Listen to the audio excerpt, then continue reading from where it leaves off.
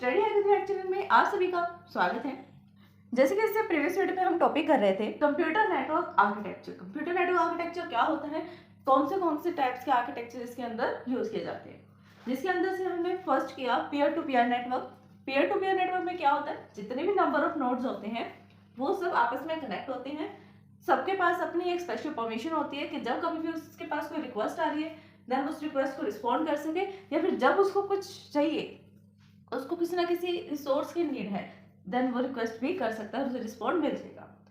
Request और respond का operation हो रहा है, बट फिर भी यहाँ पर कोई एक स्पेसिफिक सर्वर या स्पेसिफिक क्लाइंट नहीं है। ठीक है, कोई एक डेडिकेटेड सर्वर का यूज नहीं किया जाता, सब नंबर ऑफ क्लाइंट्स ही हैं। इसी से अपोजिट एक आता है next, which is client server network. नाम से पता लग रहा है क्लाइंट सर्वर नेटवर्क का होगा एक क्लाइंट एक सर्वर, या फिर एक सर्वर मल्टीपल क्लाइंट, ऐसा हो सकता है। तो चलिए फटाफट से वीडियो को स्टार्ट करते हैं और देखते हैं client server network model. It is a network, यानी client server network is a network. Client server network क्या है, एक ऐसा नेटवर्क मॉडल है that is design for the end user, जो किसके लिए बनाया गया है, एंड यूजर्स के लिए, यानी कि जो लास्ट एंड पर सब सर्विसेज का यूज कर रहे हैं।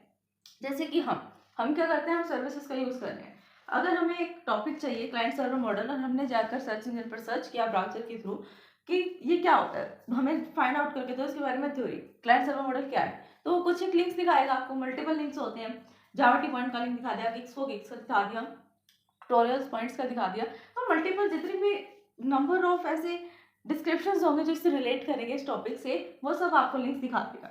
ठीक है, तो यहाँ पे क्यों यूज किया जा रहा है क्लाइंट सर्वर का। आप क्लाइंट है, आपने रिक्वेस्ट की वेब पेज के थ्रू, ब्राउजर के थ्रू, और ब्राउजर ने क्या किया, एचटीटीपी रिक्वेस्ट जनरेट की, जो कहाँ पर जाएगी, सर्वर के पास। सर्वर रिस्पॉन्ड करेगा और हमें डिस्प्ले कर देगा स्क्रीन पर। इसी तरह से यहाँ पे क्लाइंट सर्वर का काम होता है। एंड यूजर्स क्या होते हैं यहाँ पर, क्लाइंट्स, इतना बोल सकते हैं। एंड यूजर जो हम सर्विसेज का यूज कर रहे हैं तो हम एंड यूजर हैं।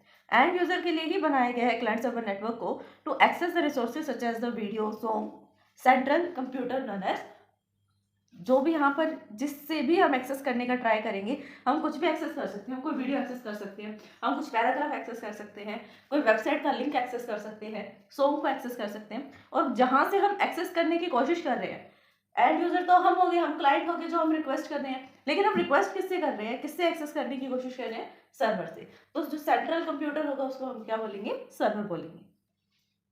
The central controller is known as the server. जो सेंट्रल कंट्रोलर होता है, जो सब कुछ कंट्रोल करके रखता है, जितना भी यहाँ पे ट्रांजेक्शन हो रहा है, एक जगह से रिक्वेस्ट आ रही है, दूसरी जगह से रिस्पॉन्ड मिल रहा है, ये सबको कंट्रोल करने का काम कौन कर रहा है, सेंट्रल कंट्रोलर, और वो है कौन, सर्वर। ठीक है, while all the other computers network are called as client, यानी कि जो सेंट्रल कंट्रोलर है वो तो हमारा है सर्वर, जिससे सबके सब रिक्वेस्ट की जा रही है, वो सब कंट्रोल करके रख रहा है, और जो रिक्वेस्ट कर रहा है वो है क्लाइंट, यानी कि एंड यूजर्स। और server perform all the major operations. Server क्या करता है, जितने भी मेजर ऑपरेशंस होते हैं उन सबको परफॉर्म करता है। कौन कौन से मेजर ऑपरेशंस होते हैं, like security and network management. Security में सिक्योरिटी प्रोवाइड करना, ऑथेंटिकेशन, कॉन्फिडेंशियल, और मतलब बहुत सारे ऐसे सिक्योरिटी के अलग अलग की पॉइंट्स होते हैं जहाँ पर सिक्योरिटी होनी चाहिए। ठीक है, सिक्योरिटी के मेथड्स भी अलग अलग होते हैं, अलग अलग टाइप के यहाँ पर अटैक से प्रोवाइड, जितने भी प्राइवेसी है वो प्रोवाइड की जाती है अगेंस्ट टू अटैक्स, यानी किसी भी टाइप का अटैक होता है तो उसको प्रोटेक्ट करना, वो होता है सिक्योरिटी। नेटवर्क मैनेजमेंट में क्या होता है कि अगर आपको एक पैकेट जा रहा है, वहां से कहीं बीच में से किसी दूसरे पर्सन ने या फिर नोड ने पैकेट ड्रॉप कर दिया सेम लाइन पे, दोनों का ही पैकेट डिस्कार्ड हो जाएगा, एक्नॉलेजमेंट मिलनी चाहिए। मतलब इन सब चीजों को मैनेज करके रखना। नेटवर्क पे जो भी काम होगा, रिक्वेस्ट जाने का या रिक्वेस्ट आने का, कुछ पैकेट सेंड करने का या कुछ पैकेट रिसीव करने का, और सिक्योरिटी प्रोवाइड करने का, ये सब काम कौन करता है, सर्वर करता है। And all the client communicate with each other through a server, और इस सर्वर के थ्रू ही बचे हुए जितने भी क्लाइंट्स हैं वो आपस में कम्युनिकेट कर सकते हैं। सपोज कि 5 क्लाइंट्स हैं और 5 में से 1 ने सर्वर से रिक्वेस्ट की, और ये 1 प्लस ये 4, यानी 1+4 जितने भी ये सर्वर्स हैं, जितने भी क्लाइंट्स हैं, सर्वर नहीं क्लाइंट्स हैं, वो आपस में कम्युनिकेट कर सकते हैं। अगर उन्हें आपस से भी कोई डेटा चाहिए देन वो ले सकते हैं। सो टेबल फॉर लार्ज नेटवर्क। अब जो पीयर टू पीयर नेटवर्क था वो सिर्फ स्मॉल नेटवर्क के लिए काम करता था, क्योंकि उसके अंदर हम अप टू 10 कंप्यूटर सिस्टम्स को ही एडअप कर सकते थे, 10 कंप्यूटर का ही नेटवर्क बना सकते थे। बट क्लाइंट सर्वर में ऐसा नहीं है, जितने नंबर ऑफ क्लाइंट्स चाहे हम उसके अंदर बना सकते हैं, क्योंकि सर्वर का जो साइज होता है मेमोरी का वो बहुत ज्यादा बड़ा होता है, यानी बहुत ज्यादा स्टोरेज वो कर सकता है। एडवांटेजेस क्या है इस मॉडल की? A client server network contain centralised system. Client server में एक सेंट्रलाइज सिस्टम होता है, ठीक है। देयरफॉर यहाँ पर बैकअप इजीली मिल जाता है, यानी सर्वर होता है, सर्वर से हम इजीली बैकअप ले सकते हैं। अब यहाँ पर एंड यूजर के पास भी अपना बैकअप है और सर्वर के पास भी अपना बैकअप है उसका। तो अब सर्वर से पहले वो एंड यूजर अपने बैकअप को चेक करेगा, अगर उसके पास बैकअप है देन ठीक है, नहीं है तो सर्वर से रिक्वेस्ट करेगा, बैकअप ले लेगा डायरेक्ट, सिंपल सी बात। अगर ऐसा नहीं है, सर्वर होता ही नहीं, तो बैकअप किससे लेता? उसके पास खुद भी नहीं है, वो ले भी नहीं सकता, तो डेटा जो है वो तो लॉस हो गया ना। It has a dedicated server, इसके पास एक डेडिकेटेड सर्वर भी होता है जो पूरे ओवरऑल परफॉर्मेंस को, सिस्टम के ओवरऑल परफॉर्मेंस को इम्प्रूव कर देता है, ठीक है। सिक्योरिटी बेटर है क्लाइंट सर्वर में, अगर हम बाकी सबके जितने भी अलग अलग टाइप के मॉडल्स हैं नेटवर्क पे उनकी बात करें, पर मोस्टली जितने भी आप देखेंगे इंटरनेट और इंटरनेट से रिलेटेड जितने भी एप्लीकेशंस हैं वहाँ पर क्लाइंट सर्वर का ही यूज़ किया जाता है, पीयर टू पीयर नहीं यूज़ होता। Also increase the speed of sharing resources, ये क्या करता है? रिसोर्सेज को शेयर करने की स्पीड को हाई कर देता है, क्योंकि यहाँ पर आपको अपने कुलीग से, नेबर्स, जितने भी नोड्स हैं उनसे नहीं डेटा लेना, आपको डायरेक्ट सर्वर से लेना है। आपको पता है बीच में और कोई नहीं है, आप डायरेक्ट सर्वर से कम्युनिकेट कर सकते हैं, तो आप डायरेक्ट सर्वर से ही कम्युनिकेट करेंगे, जिसकी वजह से रिक्वेस्ट और रिस्पॉन्ड ऑपरेशन की जो स्पीड है वो हाई हो जाएगी। डिसएडवांटेज क्या आती हैं? क्लाइंट सर्वर नेटवर्क जो है वो एक्सपेंसिव हो जाता है, क्यों?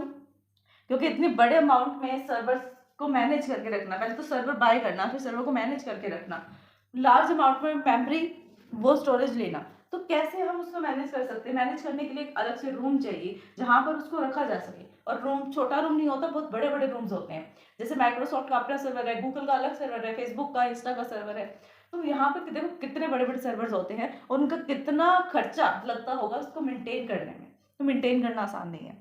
Server has a network operating system to provide the resources to the client, ठीक है। सर्वर जो है नेटवर्क ऑपरेटिंग सिस्टम का यूज करता है अपने क्लाइंट्स को सर्विस प्रोवाइड करने के लिए, बट जो नेटवर्क ऑपरेटिंग सिस्टम है उसकी कॉस्ट भी हाई होती है। एक तो सर्वर की कॉस्ट इतनी हाई, मेंटेन करना उसको मुश्किल, और दूसरा वो एनओएस को यूज करता है नेटवर्क ऑपरेटिंग सिस्टम का, उसकी कॉस्ट भी हाई, तो कितनी ज़्यादा कॉस्ट लगेगी इसमें।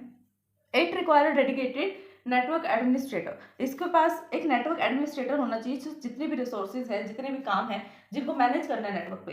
हमने पढ़ा था नेटवर्क और सिक्योरिटी को मैनेज करता है सर्वर, तो बीच में सर्वर थोड़ी अपने आप करेगा, सर्वर को भी तो ऑपरेट करने वाला कोई होगा ना, वो है नेटवर्क एडमिनिस्ट्रेटर। तो नेटवर्क एडमिनिस्ट्रेटर के ऊपर भी कितना ज़्यादा वो होता है कि उसको डेडिकेशन से वो काम करना पड़ता है, अगर एक भी मिस्टेक हुई तो सारा डेटा शुमंतर हो जाएगा। ये डायग्राम है क्लाइंट सर्वर का, कैसे? ये आपके पास एक सर्वर है, ये मल्टीपल क्लाइंट्स है, एक रिक्वेस्ट सपोज करो कि यहाँ पे पीसी से जा रही है, एक फ़ोन से जा रही है, दूसरे भी पीसी से जा रही है, और जहाँ कहाँ पे रही है, हवा में तो जा नहीं रही, इंटरनेट के थ्रू जा रही है, और इंटरनेट के थ्रू ही सर्वर से कनेक्ट हो रही है। अब सर्वर इन सब की रिक्वेस्ट को चेक करेगा और रिस्पॉन्ड कर देगा सब, बस इतना ही काम होता है क्लाइंट सर्वर का, सिंपल सी थ्योरी है।